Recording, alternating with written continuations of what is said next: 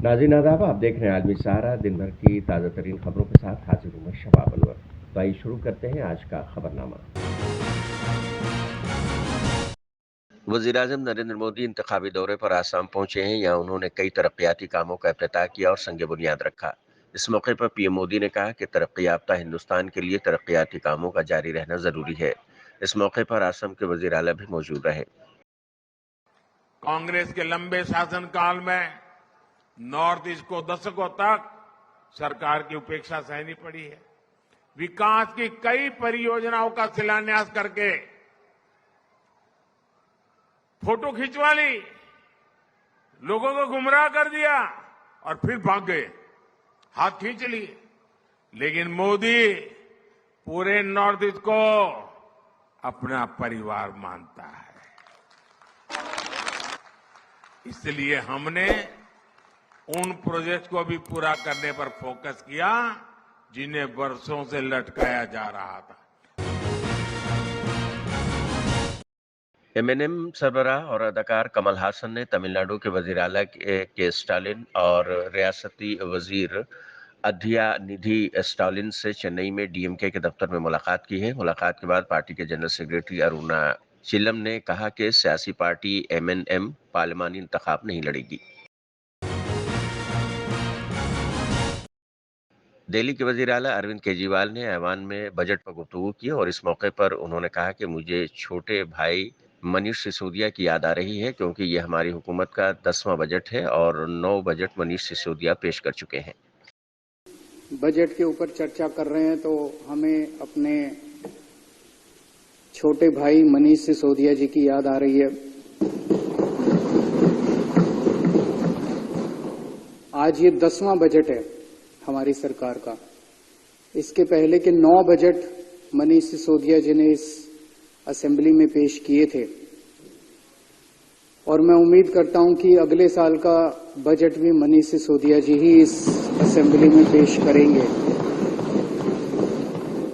आज ये पूरा हाउस उन्हें याद कर रहा है।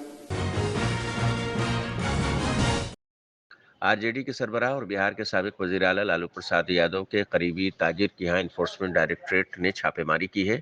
बिहार में रेत के ताजिर सुभाष यादव के ठिकाने पर छापेमारी हुई है। दानापुर में सुभाष यादव की रिहाइश के अलावा मिर्चिया देवी अपार्टमेंट, दानापुर में वाटर प्लांट, शाहपुर थाना के तहत दफ्तर और दीगर मकामात पर भी छापे मारे गए हैं। पार्लिमानी इंतखाबात की तैयारियां जोरों पर है। खबर यह भी आ रही है कि लोकसभा इंतखाब के साथ कुछ रियासतों में असेंबली के इंतखाबात भी कराए जा सकते हैं। इन रियासतों में आंध्र प्रदेश, उड़ीसा, सिक्किम और अरुणाचल प्रदेश का नाम शामिल है। साथ ही जम्मू कश्मीर में भी असेंबली इंतखाबात कराए जा सकते हैं। दरअसल इलेक्शन कमीशन और वजारत दाखिला के माबैन मीटिंग हुई है और इस मसले पर गुफ्तगू की गई है।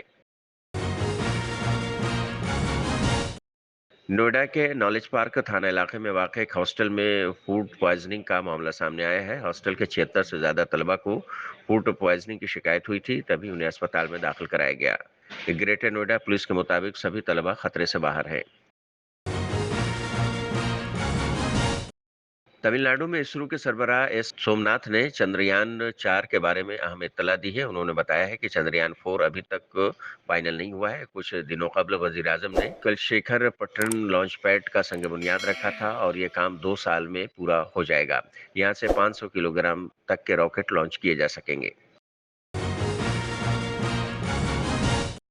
हिंदुस्तानी क्रिकेट टीम ने इंग्लैंड के खिलाफ 5वां टेस्ट मैच भी 62 रनों से जीत लिया है और इसके साथ ही 5 टेस्ट मैचों की सीरीज 4-1 से अपने नाम कर ली है। ओमान में कुदरती आफत की वजह से अवाम को काफी दुश्वारियों का सामना करना पड़ रहा है। सल्तनत ओमान की कई रियासतों में मूसलाधार बारिश हो रही है, जिसके सबब सैलाबी सूरत हाल पैदा हो गई है। मौसम की वजह से मामूलात जिंदगी मुतासिर है।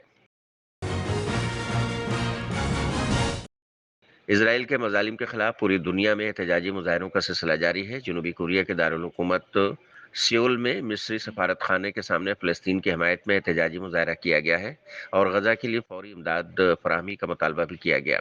वाज़ेह है कि गजा पर सहूनी जारियत जारी है। इसराइल के जरिए 154 दिनों से जारी जुल्म ज्यादती में 30,878 अफराद शहीद हो चुके हैं, जिनमें अक्सर बच्चे और खवातीन शामिल हैं। तो आज के खबरनामे बस इतना ही। दिन भर की ताज़ा तरीन खबरों के लिए आप देखते रहिए आलमी सहारा। सारा पड़ा।